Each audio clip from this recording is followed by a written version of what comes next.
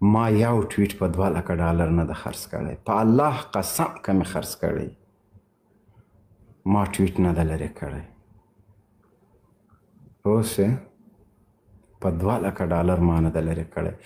ډېر مهم معلومات مې نشر کړي و. ډېر تهدید سولم. ما نه دلته په 1 لک ډالر پاکستانی نه افغان جوړیږي، افغان نه پاکستانی جوړیږي، بیا لونګۍ داسې کي.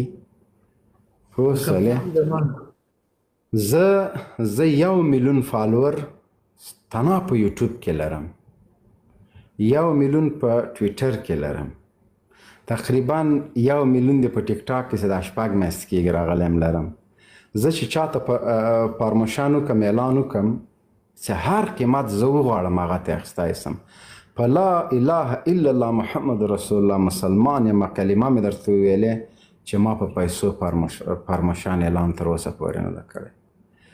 د هر افغان دپاره مې د الله د رضا په خاطر ورته پرموشن کړی، ګفت مې هم نه ده ترې اخیستی او په ګفت خفه کېږم هم. پوه شوې؟ که یې څوک د اعلان دپاره راکوي. دغه ساعت د قسم په خدای دا وګورئ دې قیمت به تاسو ته معلومي. په دې باندې دا چا چې ما ته لیږلی هغه سړی د موږ تاسو افغان ورور ده په خوست کې ده. نه مې ورسره لیدلي، نه مې ورسره کتلي دي، نه مې په ژوند به کابل میدانوي که کته سوه یو ورته ستړی مه چې در سره کوم چې لاړم یو جوړ بور دا ساعت یې راکړه. ما زه شرمېږم. ما ته ډېر ګفټونه چې چا راکړي ما بل چاته ورکړي. یوازینی دغه ساعت ما ساتلی ده. دا خلک دا د ما دوستان قریبان د ما خبرې اوري. که دروغ مې درته وویلې مخ ته لاړې راته کوي. صرف دا ساعت ما ساتلی. دغه اوس دغه د دلته ما سره هغه ده. دا اوس دا وګوره، ګوره ښه، دا وګوره. د تاسو مخکې ما تر اوسه پورې نه ده خلاص کړی. زه قسم په خدای زه بیګا چېرته تللی یم، زه له دې نه یم خبر چې پلاستیک نه مې راوویسته دا ګفت پکې پروت ده. ما تر اوسه لاس ته نه ده اچولی او کلمه مې درته تېره کړه چې په والله که زه دې نه خبر وم د ملګري د موټر په ډاله کې اچولی وي، دلته مې پلاستیک نه وویسته دا پکې و.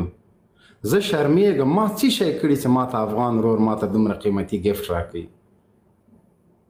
زه په دې ساعت خرڅ سم. دا یې ډبی زه یې په والا که پېژنم دا کومې کمپنۍ ده. دا یې ډبی، دا یې ساعت. زه په دې شیونو خرڅ سمه. دا وګوره، زه وجدان خرڅ کم، زه ضمیر خرڅ کم. قسم مې د په خدای وي چې همدغه ډبی راته له ډالرو ډک کې د کویت له دینارو یې راته ډک کې که ما د حق چغه خاموشه کړله او غلطه مې وکړله زه به مسلمان یم. دا ما تر اوسه پورې دا بېګا مې چې راوړل پلاستیک نه مې سویس دلته ما سره ملګری ده.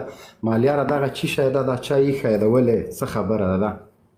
ما تر اوسه لاس ته نه ده اچولی. دا بل ساعت مې درته وښود دا نه پوهېږم ما ته یې ریټ نه ده معلوم. څوک راته وایي 1.5 ډالر ده، څوک وایي 1000.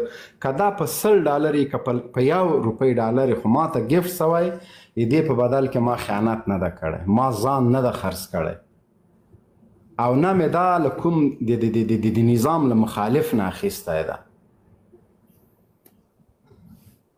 زه الحمدلله زه خپله کار کوم. زه د غواګانو کونې ته کینم، زه خپل رزق ګټم، خپله مزدوري کوم. زه پې شرمېږم نه.